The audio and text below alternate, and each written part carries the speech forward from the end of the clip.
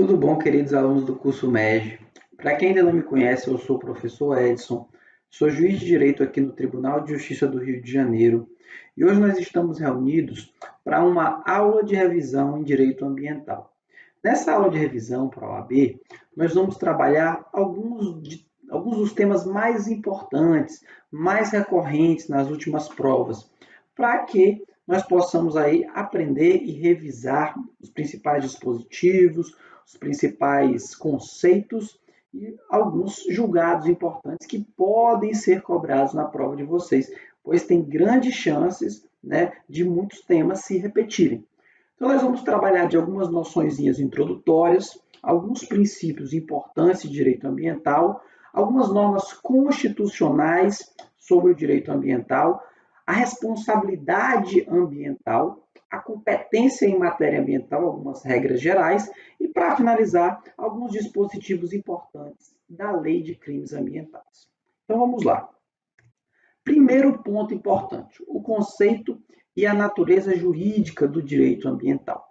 Edis Milaré ensina que direito ambiental é o complexo de princípios e normas coercitivas reguladoras das atividades humanas que, direta ou indiretamente, possam afetar a sanidade do ambiente em sua dimensão global, visando a sua sustentabilidade para as presentes e futuras gerações. Desse conceito, a gente pode, definir que o meio ambiente é um direito fundamental de terceira geração e que ele possui uma natureza transindividual e difusa. Esse conceito é muito importante, porque já foi cobrado em algumas provas, tá certo? Nós temos, conforme define a doutrina e também entende o STF, algumas espécies de meio ambiente. Nós temos o meio ambiente natural, que é composto aí pelos recursos naturais, água, solo, ar, animais, vegetais. Nós temos também o meio ambiente cultural, que se refere ao patrimônio cultural, incluindo as relações culturais, turísticas, paisagísticas. Nós temos o meio ambiente artificial, que se refere aos espaços urbanos, incluindo as suas edificações, e nós temos o meio ambiente do trabalho, que é o local onde os homens e as mulheres desenvolvem suas atividades laborais. É importante destacar que o direito ambiental ele é considerado um ramo autônomo do direito público. Por que ele é um ramo autônomo? Porque ele tem objetivos, princípios e instrumentos próprios. Por isso, a doutrina classifica o direito ambiental como um ramo autônomo do direito. Tá bom? Antes da gente entrar na análise dos princípios, é importante a gente diferenciar o antropocentrismo do ecocentrismo. Em uma definição clássica, o antropocentrismo apresenta uma visão antropocêntrica em que a preocupação é única e exclusiva com o bem-estar do ser humano. Já o ecocentrismo ou biocentrismo entende que o ser humano é apenas mais um integrante do ecossistema, ou seja, da fauna e da flora, e não mereceria uma especial atenção, já que todos devem ser efetivamente protegidos. Já na definição moderna, nós temos o antropocentrismo utilitarista, que se aproxima do antropocentrismo clássico, em que a natureza é apenas uma fonte de recursos para atender às necessidades humanas. Entretanto, nós temos o chamado antropocentrismo protecionista, que foi adotado pela Constituição Federal. Segundo essa visão, a natureza é vista como um bem coletivo, que deve ser preservado para a garantia da sobrevivência e do bem-estar do homem. Dessa forma, estabelece um equilíbrio entre as necessidades humanas e a proteção ambiental. Já o ecocentrismo, na visão moderna, também entende que a natureza pertence a todos os seres vivos, exigindo ações de extrema cautela e proteção. Certo? Então, o antropocentrismo protecionista foi o adotado pela Constituição Federal. Muito bem. Vamos trabalhar alguns princípios importantes, alguns deles, inclusive, já cobrados em provas anteriores. Primeiro deles, princípio do poluidor-pagador. Este princípio determina que todo aquele que poluir tem que arcar com os custos da degradação. É importante destacar que esse princípio ele não autoriza a degradação do meio ambiente mediante o pagamento de um preço. O que ele objetiva é exatamente o contrário, é que aquele que for poluir tenha ciência, né, de que vai ter que arcar com o prejuízo causado. E dessa forma ele tem que internalizar os custos da proteção ambiental para que, se eventuais danos ambientais venham a se concretizar, ele tenha que reparar efetivamente. Temos também o princípio do protetor-recebedor. Esse princípio ele busca incentivar, né, aqueles que protegem o meio ambiente, ou minimizam, ou deixam de utilizar recursos ambientais. Um exemplo disso são os incentivos fiscais ou reduções de alíquotas daqueles que protegem o meio ambiente. Temos também o princípio do usuário pagador. Segundo esse princípio, as pessoas que se utilizam de recursos naturais escassos devem pagar pela sua utilização, ainda que não haja poluição. Por exemplo, um valor que pagamos pelo uso da água, né, pelo uso dos recursos hídricos, se refere à aplicação desse princípio. Porque apesar de ser um recurso renovável, nós devemos, né, utilizar de forma equilibrada, com medida. Ainda que quando utilizamos, né, esse recurso natural, não causemos uma poluição específica. Tá bom? Outros 3 princípios importantes. O princípio da reparação integral, que determina que todos os danos causados ao meio ambiente têm que ser restaurados ou compensados. Lembrando que a preferência é pela restauração. Somente quando não for possível a restauração integral do meio ambiente é que deve haver a sua compensação, geralmente mediante o pagamento de uma indenização. Temos também o princípio da prevenção.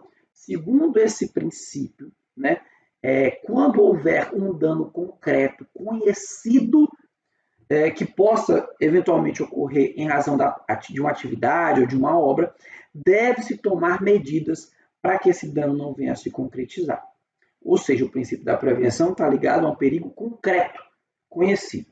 Já o princípio da precaução, ele está relacionado a um perigo abstrato, desconhecido de um dano ambiental. Ou seja, né, quando determinada atividade possa, mesmo que não se saiba, gerar danos ambientais, deve-se tomar cautela, deve-se tomar medidas para evitar esses danos que, se existam ou se venham a existir, não venham a se concretizar. Ou seja, o princípio da precaução trabalha com um perigo abstrato, desconhecido, trabalha com riscos potenciais. Um exemplo disso são os organismos geneticamente modificados. Ainda não sabemos as consequências de utilização desses organismos. Então, é preciso manter um estudo constante, uma utilização equilibrada desses organismos, para que, se eles venham a causar prejuízo ao meio ambiente, à nossa saúde, possam ser eventualmente mitigados ou evitados. Tá certo? Mas aí estamos trabalhando com um perigo abstrato, desconhecido. Muito bem. Vamos trabalhar agora algumas regrinhas constitucionais de direito ambiental. O principal dispositivo é o artigo 225 da Constituição, que trata que todos têm direito ao meio ambiente ecologicamente equilibrado, bem de uso comum do povo e essencial à sadia qualidade de vida, impondo-se ao poder público e à coletividade o dever de defendê-lo e preservá-lo para as presentes e futuras gerações. Desse dispositivo, a doutrina entende que o meio ambiente é um bem geral, difuso, indivisível, indisponível e impenhorável. Como a gente já viu, é um direito de terceira geração, que apresenta uma estrutura bifronte, ou seja, é um direito tanto prestacional, que determina uma ação do Estado, como também um direito de defesa, que determina uma omissão do Estado, de não poluir, de não degradar. E também uma ação de recuperar, de fiscalizar, tudo isso indica que se trata de um direito de terceira geração. Bom? Maravilha. Vamos trabalhar agora algumas incumbências importantes do poder público, né? Cabe ao poder público, nas unidades da federação, estabelecer os espaços territoriais especialmente protegidos. Aqueles espaços que merecem uma especial proteção ambiental, sendo a alteração e a supressão desses espaços, permitidas somente através de lei. Certo? Então, vamos destacar. a criação desses estados, desses espaços e o aumento desses espaços pode ser feito por ato do Poder Executivo, através de um decreto, por exemplo, mas a sua redução ou a sua supressão somente através de lei.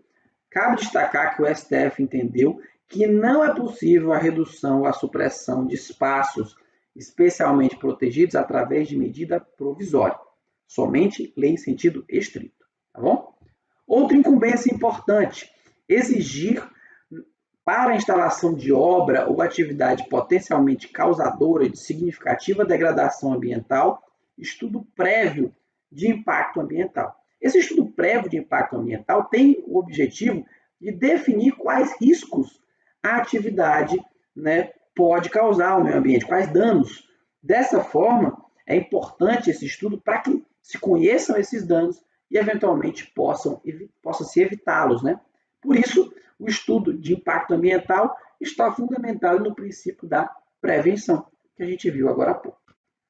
Muito bem. Uma terceira incumbência importante do Estado, um dever do Estado, é proteger a fauna e a flora, vedadas quaisquer práticas que coloquem em risco a sua função ecológica, provoquem a extinção de espécies ou submetam os animais à crueldade.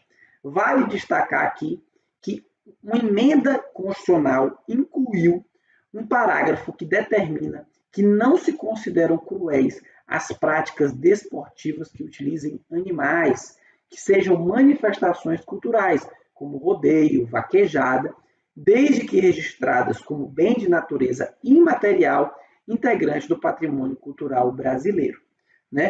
Essa emenda é, na realidade, uma reversão jurisprudencial, ou também chamada de reação legislativa, já que o STF tinha entendido que essas práticas eram inconstitucionais.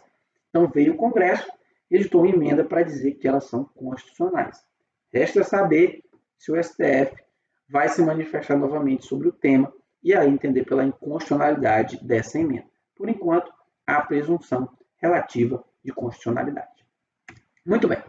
Vamos falar agora de um outro tema extremamente importante, que é a responsabilidade civil em matéria ambiental. A natureza dessa responsabilidade ela é objetiva, ou seja, o poluidor que cause dano ao meio ambiente, independentemente da existência de culpa, tem obrigação de reparar. Ou seja, basta ação ou omissão, nexo de causalidade e dano. Não há necessidade de comprovação de dolo ou culpa. Adicionalmente, essa responsabilidade ela é solidária entre todos os causadores da poluição, inclusive o próprio Estado. Vale destacar que o Estado ele responde pelos danos ambientais objetivamente e solidariamente, seja por uma conduta comissiva, por uma ação, seja por uma conduta omissiva, por uma omissão. Mas vale destacar que, conforme a súmula 652 do STJ, no caso de uma omissão, inclusive no dever de fiscalização, a responsabilidade é sim de caráter solidário, mas a execução é subsidiária. Primeiro deve-se buscar a reparação do dano ambiental através daquele que causou o dano diretamente, através de uma ação. Somente quando não for possível, se busca a responsabilidade do Estado por uma omissão. Tá certo? Outro ponto importantíssimo se refere à natureza da obrigação de reparação. O entendimento sumulado do STJ é de que a obrigação de reparar o dano ambiental ela é próprio terreno, ou seja, ela adere ao título de domínio ou de posse. Então não adianta aquele que comprou uma fazenda dizer que quem causou a degradação ambiental foi o antigo proprietário, porque a obrigação de reparar ela adere à propriedade. Ela é próprio terreno, então ele vai ter sim que recuperar aquele meio ambiente. Ele que vai lá depois, através de uma ação de regresso ou outra ação que ele entender cabível, buscar uma indenização do antigo proprietário. Mas o dever de reparar o meio ambiente é um dever dele, proprietário ou possuidor. Muito bem. Outro ponto importantíssimo, entendimento já consolidado do STJ e do STF.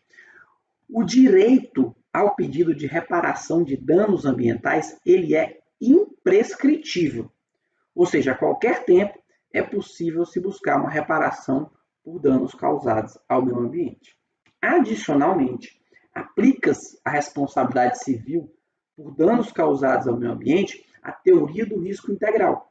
O que essa teoria diz? Essa teoria entende que a responsabilidade civil ela é objetiva, ou seja, independe de dolo ou de culpa, mas além disso, não aceita as excludentes de responsabilidade em regra, como caso fortuito, força maior, culpa exclusiva de terceiro. Ou seja, uma responsabilidade objetiva integral. Por isso que é teoria do risco integral. Tá bom? E essa é a modalidade de responsabilidade civil por danos causados ao meio ambiente. Muito bem. Outro ponto importante de extrema relevância é que nas ações que buscam a responsabilidade por danos causados ao meio ambiente, é perfeitamente possível a acumulação de pedidos, sem haver bis in idem. Ou seja, é possível acumular uma obrigação de fazer, de não fazer, com uma obrigação pecuniária, uma indenização. Tudo isso é possível para garantir que a reparação do dano seja completa. Outro ponto importante no que se refere também à apuração da responsabilidade civil por danos causados ao meio ambiente. Segundo o entendimento simulado do STJ, há inversão do ônus da prova. Ou seja, apesar de não haver previsão legal nesse sentido, nessas ações há uma inversão do ônus da prova. Ou seja, quem está sendo imputado a responsabilidade é que tem que provar que não houve ação ou omissão, que não houve nexo de causalidade ou que não houve dano, que aí rompe-se ainda com a responsabilidade objetiva. Então, há uma inversão do ônus da prova. Tá bom? E a responsabilidade administrativa ambiental? Qual é a sua natureza?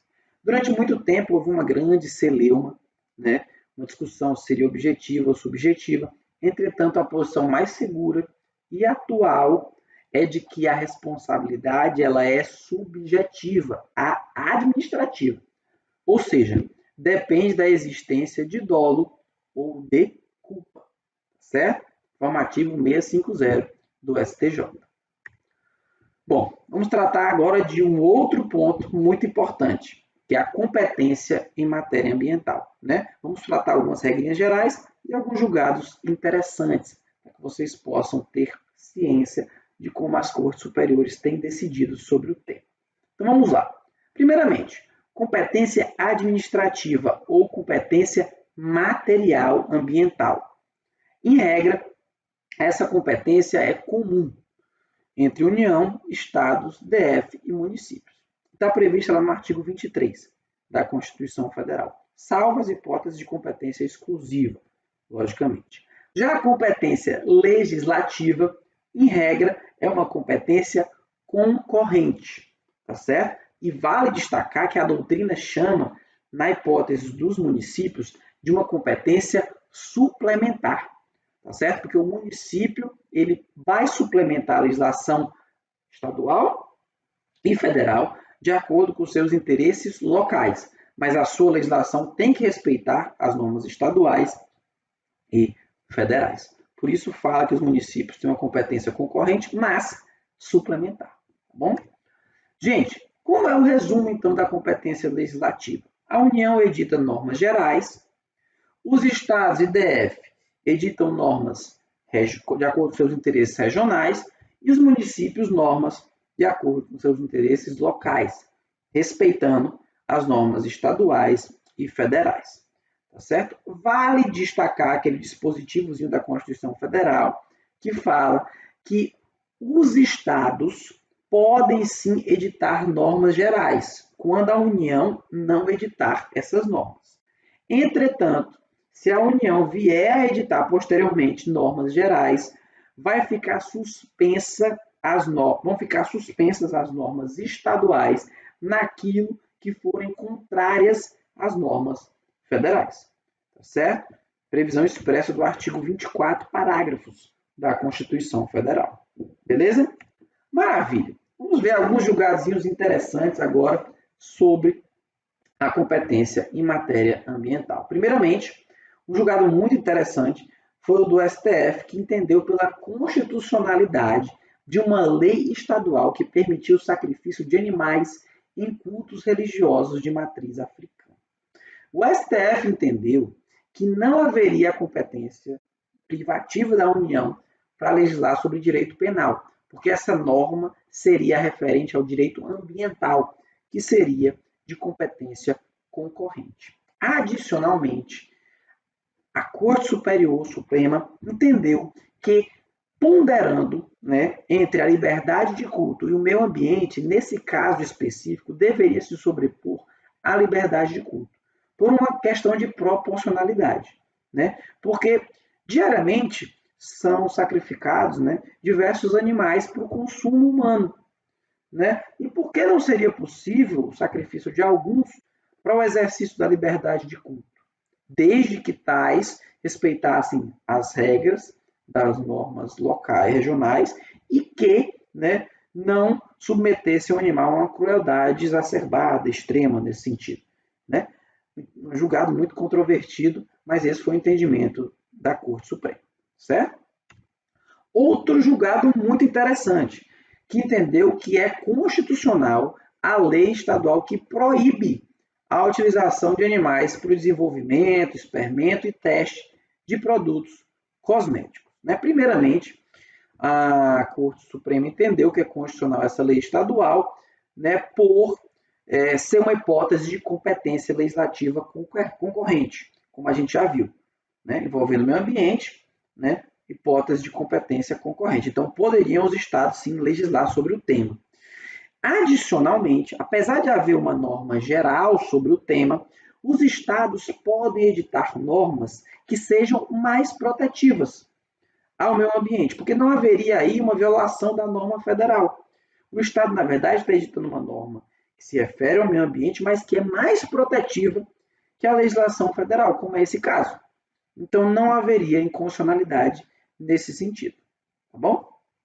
Maravilha. Para finalizar, vamos trabalhar algumas regrinhas importantes da Lei de Crimes Ambientais, porque é uma norma que estabelece normas que se referem ao direito penal, mas também normas que se referem a toda a responsabilidade por danos também causados ao meio ambiente. Tá certo? Primeiramente, a gente tem que destacar que a responsabilidade ambiental criminal ela é concorrente. Ou seja, todo aquele que de qualquer forma, lógico que com dolo ou culpa, já que a responsabilidade penal ela é subjetiva, nunca é objetiva, deve responder na medida de sua culpabilidade. E a lei já inclui aí a responsabilidade dos diretores, administradores, membros de conselho ou direção, todos aqueles envolvidos na prática do ato que gerou um crime ambiental. Vale destacar também que essa lei prevê que a pessoa jurídica pode ser responsabilizada civil, penal e administrativamente por crimes ambientais. Nesse ponto, é importante a gente destacar a teoria da dupla imputação. Já vale dizer que essa teoria não é mais aplicada, tanto pelo STF quanto pelo STJ. Essa teoria determinava que, para a responsabilização da pessoa jurídica, era necessário também a responsabilização da pessoa física que determinou a prática do ato. Então, havia aí uma necessidade de responsabilização concomitante. Atualmente, não há aplicação dessa teoria. Então, é possível a responsabilização da pessoa física ou da pessoa jurídica, ou de ambas, sem a necessidade de uma ligação entre elas. Então, não há necessidade de responsabilização concomitante da pessoa física e da pessoa jurídica. Tá bom? Não se aplica teoria da dupla imputação. Outro ponto importante, desconsideração da personalidade jurídica. Aplica-se a teoria menor, ou seja, sempre que for um empecilho, a personalidade da pessoa jurídica vai ser desconsiderada para que haja a reparação dos prejuízos causados ao meio ambiente. Tá certo? Outro ponto importante, princípio da insignificância. Desde que presente seus requisitos, são aplicáveis aos crimes ambientais. Tá certo? Outro ponto que a gente tem que relembrar, todos os crimes ambientais são crimes de ação penal pública incondicionada, tá certo? E quanto à competência, vai ser determinada de acordo com o bem ambiental afetado. Ou seja, a regra é que a competência é estadual, salvo quando os bens afetados forem da União. Bens, interesses ou serviços que forem afetados forem da União, a competência aí é federal. Tá bom? Maravilha. Outro ponto importantíssimo, substituição da pena privativa de liberdade por restritiva de direitos. É possível nos crimes ambientais? Perfeitamente possível, desde que o crime seja culposo ou for aplicada a pena privativa de liberdade inferior a 4 anos. Atenção para isso. E quando a culpabilidade, os antecedentes, conduta social, personalidade, motivos, circunstâncias recomendarem a substituição.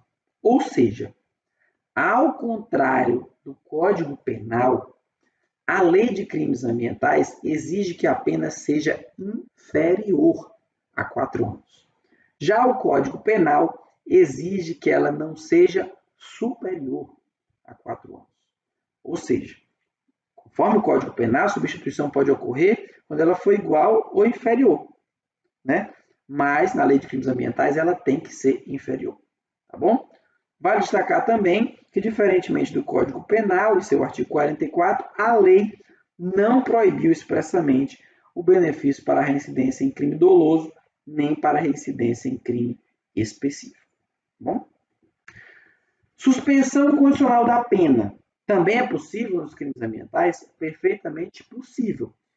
Nesse caso, a suspensão pode ocorrer se a pena privativa de liberdade não for superior a 3 anos.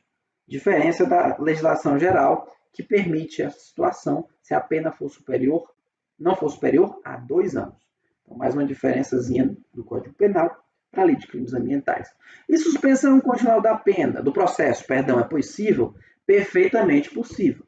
Mas nesse caso, né, para que haja extinção da punibilidade na hipótese de suspensão condicional do processo, tem que haver um laudo de constatação da reparação do dano ambiental, salvo, né, se não for possível a reparação. Mas sendo possível, é necessário um laudo de constatação da reparação do dano, podendo haver inclusive a prorrogação do prazo até o período máximo de 4 anos, acrescido de mais um ano, se a reparação for incompleta, com, logicamente, a suspensão da prescrição.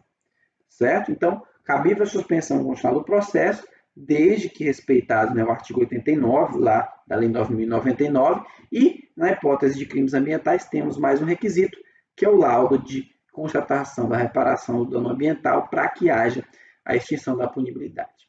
E, por fim, vale a gente falar um pouquinho sobre o TAC, termo de ajustamento de conduta, e a ação penal. O TAC é aquele instrumento pelo qual a administração pública celebra com particular ou com outro órgão, ou com outra pessoa que causou um dano ambiental para que ela se comprometa a reparar o dano ambiental, pagar uma indenização e etc. Vale destacar que a assinatura desse termo de ajustamento de conduta não impede a instauração da ação penal, porque são instâncias diferentes. Um está na instância civil e administrativa, e a outra ação penal se refere ao direito criminal.